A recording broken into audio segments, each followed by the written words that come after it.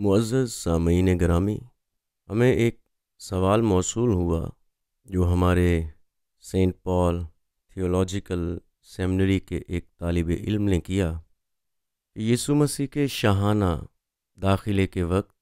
یعنی جب وہ یروشلم میں فتح مندانہ انداز میں داخل ہوئے، تو مقدس متی کی معرفت لکھی گئی انجیل میں اس کے 21ویں باب کی دوسری آیہ مقدسہ میں یوں بیان ہے کہ یسوع نے 2 شاگردوں کو ایک گاؤں میں بھیج کر 2 گدھے یعنی ایک گدھی اور اس کے بچے کو لانے کا حکم دیا، جبکہ مرکس 11:2 اور لوکا 19:30 کے مطابق یسوع مسیح کے شاہانہ داخلے کے وقت صرف گدھی کے بچے کو لانے کا ذکر ہے، جس پر اب تک کوئی سوار نہیں ہوا تھا۔ ہم آپ کو سراہتے ہیں کہ آپ کتاب مقدس کا مطالعہ کرتے ہیں، اور آپ نے جب کہ ہمیں سوال کیا تو ہم اس بات پر بھی آپ کو سراہتے ہیں کہ آپ کتاب مقدس کی حقیقتوں کو جاننا چاہتے ہیں۔ آئیے اس کا جواب جانتے ہیں۔ یسوع مسیح کے یروشلم میں فتح مندانہ داخلے میں دونوں جانور یعنی گدھی اور اس کا بچہ شامل تھے۔ ان تینوں بیانات میں کوئی تضاد نہیں ہے، کیونکہ مرکس اور لوکا صرف بچے کا ذکر کرتے ہیں، یعنی گدھی کے بچے کا، جبکہ متی گدھی اور اس کے بچے دونوں کا ذکر کرتے ہیں۔ متی کا مقصد زکریا 9:9 کی نبوت کی لفظی تعمیل کو واضح کرنا ہے، جس میں لکھا ہے کہ اے بنت سیون تو نہایت شادمان ہو، اے دختر یروشلم خوب للکار، کیونکہ دیکھ تیرا بادشاہ آتا ہے، وہ صادق ہے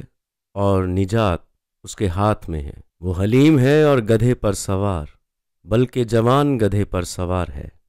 اس طرح متی نے نبوت کے الفاظ کو حرف بحرف پورا ہوتا دکھانے کے لیے دونوں کا تذکرہ کیا، جبکہ دیگر اناجیل کے مصنفین نے اس گدھی کے بچے کا ذکر کیا ہے جس پر یسوع عملاً سوار ہوئے۔ یونانی زبان میں پرانے عہد نامے میں گدھی کے بچے کے لیے وہی لفظ استعمال ہوا ہے جو نئے عہد نامے میں استعمال ہوا ہے۔ متی کے مطابق جب شاگردوں نے اپنے کپڑے گدھوں پر رکھے، یعنی بچے اور اس کی ماں پر، تو یسوع ان کپڑوں پر بیٹھ گئے، نہ کہ دونوں گدھوں پر۔ متی یہ نہیں کہتا کہ یسوع نے ماں یعنی گدھی اور بچے پر سواری کی، بلکہ صرف اس بات کی وضاحت کرتا ہے کہ یسوع ان کپڑوں پر بیٹھے جو شاگردوں نے گدھوں پر رکھے تھے، کیونکہ ممکن ہے کہ کچھ کپڑے ماں پر اور کچھ بچے پر رکھے گئے ہوں، اور یسوع مسیح نے جوان گدھے یعنی بچے پر رکھے ہوئے کپڑوں پر بیٹھنے کو ترجیح دی۔ بلا شبہ انجیل بمطابق متی کا متن واضح طور پر نہیں بتاتا کہ یسوع کس گدھے پر سوار ہوئے، جبکہ مرکس اور لوکا اس جوان گدھے یعنی بچے پر توجہ مرکوز کرتے ہیں جس پر یسوع سوار ہوئے، جبکہ متی جوان گدھے کی ماں کی موجودگی کا بھی ذکر کرتا ہے۔ غالباً ماں کی موجودگی اس لیے ضروری تھی کہ بچہ ابھی چھوٹا تھا، اور مرکس 11:2 میں واضح کیا گیا ہے کہ اس سے پہلے کسی نے اس پر سواری نہیں کی تھی، اور اس بچے کو شور بھری بھیڑ کے درمیان سفر کرنا تھا، پس ممکن ہے کہ ماں گدھی کو اپنے بچے پر سکون بخش اثر ڈالنے کے لیے ساتھ لایا گیا ہوگا۔ سامعین گراں قدر، ان تمام تر باتوں کی روشنی میں آیات مقدسہ متصادم نہیں ٹھہرتی ہیں، کیونکہ متی دونوں کا ذکر کرتے ہیں، یعنی گدھی کا اور اس کے بچے کا، اور گدھی کو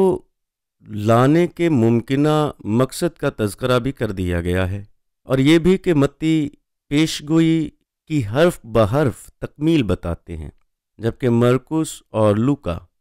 گدھی کے بچے کا ذکر خصوصی طور پر اس لیے کرتے ہیں کہ مسیح نے گدھی کے بچے پر سواری کی۔ پس آیات زیر بحث میں کوئی اختلاف نہیں رہتا ہے۔